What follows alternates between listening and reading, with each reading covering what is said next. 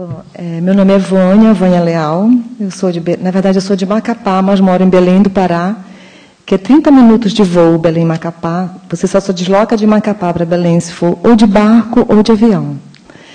E eu já estou em Belém há 17 anos. Em Belém eu coordeno a ação educativa do projeto Arte Pará, que é um projeto que já vai para a sua 31ª edição. Aproveito para convidar os artistas, que o edital está aberto, com a curadoria do Paulo Reckenhoff. Pode fazer isso na Bienal? E é um projeto que é uma festa. E eu percebo que os temas, na verdade, eles não têm uma dicotomia, né? Eles têm as suas discussões, claro, né? As suas pontuais, mas eles se aliam, se complementam e se conversam. Eu aproveito para convidar vocês para se inscreverem no Arte Pará, porque ele acontece no mês de outubro, que é o mês que Belém vira uma festa, que é o Círio de Nossa Senhora de Nazaré. Então, a cidade ela fica contaminada pelo cheiro, pelo movimento, pelas pessoas que vêm de fora, pelos ribeirinhos que atravessam os rios que vêm para a cidade. A cidade fica incrível. Belém é lindo. Eu sou apaixonada por Belém. E eu caminho muito em Belém, muito mesmo, né? E, ao receber esse convite da Estela, eu respondi, minha resposta foi muito curta. Eu falei assim, fico muito honrada e feliz que esse convite tenha chegado aqui, até o norte, né? Porque isso é uma honra para o norte. Belém ficou uma festa quando soube que eu vinha para a Bienal. Sério, você não acredita? Foi uma festa em Belém. Eu acho isso bárbaro, sabe? Porque nós festejamos mesmo as pequenas coisas, as pequenas grandes coisas, né? Então, eu estou muito honrada de estar aqui. Agradeço a todos que estou conhecendo agora, né? E ao grupo que eu fiquei há pouco, né? Que foi muito interessante. E quando eu vi a pergunta disparadora, norteadora, eu tive uma experiência muito interessante, só um pequeno recorte, pelo Ramos Itaú recente, que eu fui a curadora de mapeamento da região norte. Eu tive a oportunidade de conhecer toda a região norte, toda. Só no aeroporto de Brasília eu parei 10 vezes entre indas e vindas, porque a rota para o Acre, para Roraima, para Manaus, você tem que parar no ir e vir, né?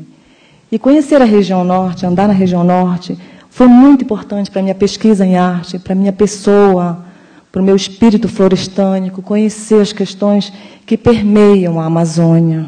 Eu tive que adentrar nos estudos mesmo do que são as questões geopolíticas da Amazônia. E eu quero ressaltar que nós temos um grande mediador estudioso da Amazônia que nos impulsiona isso, que é o Paulo Reckenhoff, que nos orienta muito. Ele já está na Amazônia há muito tempo. Né? E foi muito louvável essa experiência de andar, me deslocar. Por exemplo, quando eu cheguei no Acre, 1h menos, e eu vi o entardecer do rio, olhando para o rio Acre, e era 1h menos, e isso mexe com nossos sentidos, né? Observar o rio desses lugares, ir nos espaços, frequentar e verificar o modo de ver das pessoas. Então, quando eu vi essa pergunta, né, eu me deparei com essa experiência que eu queria dividir com vocês, que foi uma experiência que eu vou carregar comigo para sempre, com certeza, né? Mas as perguntas, vamos voltar ao grupo, né, por conta do tempo, foi muito interessante. Assim, quando eu comecei um pouco falando qual é a percepção que eles tinham do lugar de onde eu vinha. Eu perguntei para eles. Uns disseram assim, é muito longe, é um lugar muito longe, a natureza, né? Então, assim, aí eu falei da percepção imaginativa que você tem do lugar do outro, aquilo que você imagina do lugar do outro. A minha experiência, a primeira vez que eu vim em São Paulo, né, e quando vocês chegarem lá, e aí houve uma troca muito grande, né, de informação, né, do lugar da onde eu venho, do lugar da onde eu falo, né, e como é que se dá essa comunicação. Então, eu entrei num ponto de falar com ele, com o grupo, né, que as distâncias se encurtam cada vez mais. E eu fui levantando algumas questões sobre o conceito de deslocamento. Eu achei pertinente falar sobre esse conceito de deslocamento, né? Então, como as distâncias se encurtam, foi verificado pelo grupo, né, em que vivemos um momento que podemos conversar, mesmo estando em grandes distâncias, porque as aproximações são constantes. Então, cada vez mais essa confluência, independente de eu estar aqui no Acre, enfim, né, existem processos de aproximações incríveis, né, e a arte ela provoca muito essa aproximação. Então, uma outra sugestão que foi muito interessante, que foi ao andar, o homem deixa marcas, mistura línguas, identidades. Então, o homem caminha sempre, o homem sempre caminhou. E eu falei de uma experiência para o grupo, que na Amazônia existem para mais de 400 e tantos sítios arqueológicos. Né? E era muito interessante, um grupo de arqueologia que estava fazendo uma escavação aqui, estudando ali, o outro super distante. E foram verificar que a cerâmica, a cultura material deles se conversavam. Né? Então, o homem sempre andou, o homem sempre foi um andarilho. Né? Ele sempre e foi deixando as suas marcas, né? Nesse processo todo. E aí surgiu uma pergunta. Mas que lugar é esse em que a arte, né, em que se coloca?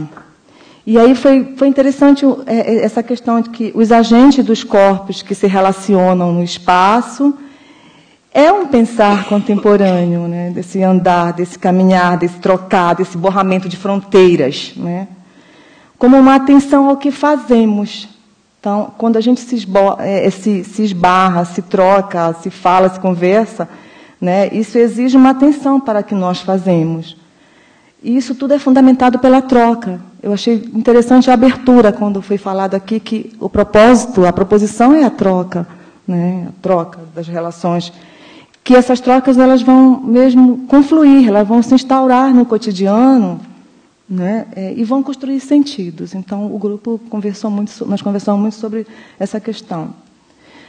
Foi levantado por uma pessoa do grupo que a maneira como andamos é um estado de atenção, que nos convoca a ter com situações em querer sair para o mundo e ter uma experiência plena de liberdade.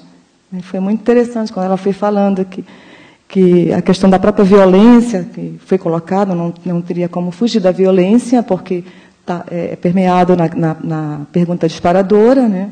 Mas, ao mesmo tempo, que as pessoas se deslocam, saem do lugar, né? Que elas ativam a percepção. Aí eu tem até um termo que eu trouxe, que é um conceito que eu falei para eles, que é a violentação da violência. Esse termo ele foi cunhado pelo Paulo Rickenhoff, que ele falava a violentação da violência são as difíceis condições de se viver na Amazônia. Porque quando eu perguntei para as pessoas qual é a percepção que eles tinham do lugar, né, para muito a Amazônia ela é um paraíso, ela é um éden exótico. E aí, na verdade, a Amazônia é um lugar de muito conflito. Né? E aí eu fiz uma transposição desse conceito da violentação da violência, que é o ápice, né, do que a gente está vivendo, que a gente convive, se depara a todo momento, e muitos foram colocando situações, né, no grupo foi colocando situações dessa experiência da violência. Então, nesse andar, nessa questão da violência, nessa condição de viver nos lugares, foi colocada uma questão assim, que quando a gente se depara com o outro, nós estamos constantemente contaminados, né? Que nós vivemos rituais de outras culturas. Eu achei isso interessante, viver esse ritual, que me remeteu também à pergunta do grupo anterior. Né? Na verdade, também andar é um ritual, você esbarra, né, e tem esse momento de se deparar com a cultura do outro. Deixa eu pular um pouquinho aqui por conta do tempo. E que nesse andar é interessante parar para refletir, porque nós vivemos momentos incontroláveis de agora. Tudo é muito corrido, tudo é muito dinâmico, tudo é muito, né? Isso afeta a nossa percepção, os nossos acontecimentos. Então, ao percorrer os não-lugares, e veio esse conceito de não-lugar também, eu falei para ele desses conceitos de não-lugares, aí foi colocando a questão da signalética das cidades, né, a cidade enquanto orgânica, os ritmos, os cheiros, né, a pulsação da cidade, que nos faz que, na verdade, essa locomoção ela é provocativa. Foi de uma pessoa que eu achei muito interessante, que ela falou isso, que nos faz que a gente possa absorver novas ideias e, assim, a nossa locomoção possa criar um olhar novo. Então, isso eu achei poético no meio da discussão que estava sendo posta na questão da violência, né, que ela se lança nesse ponto. Então, quando eu ando, experimento a arte de passear. Achei isso bem interessante. Fazer das caminhadas novos conhecimentos. A violência nos paralisa, mas é preciso saber que a violência pode nos afetar até mesmo dentro de casa. E aí eu queria só concluir, vou pular um pouco, mas tem outras questões, eu vou deixar aqui depois, de uma menina bem jovem, né? E ela falou assim, que o interessante da vida é se aventurar, correr o risco, desprender-se das teias. Acreditamos na nossa capacidade de escolher o nosso presente e assumir a nossa responsabilidade por isso. Não acreditar em limites, sendo que o que existe é exatamente o que acontece quando a gente anda. Então, quando a gente anda, as coisas acontecem, as coisas fluem, né? Então, a gente não tem que se prender devido a todo esse processo, né, que nos aterroriza, que nos provoca medo, que nos provoca... Então, essa discussão ela foi muito... foi que fechou assim, no grupo, né, com essa poética que eu gostei muito. Eu queria concluir com uma frase da Vera Alencar, que eu gosto muito, assim, que diz assim, que educação se faz caminho ao andar. Né? Então, quando a gente anda, a educação se faz caminho ao andar. O que a gente está fazendo aqui?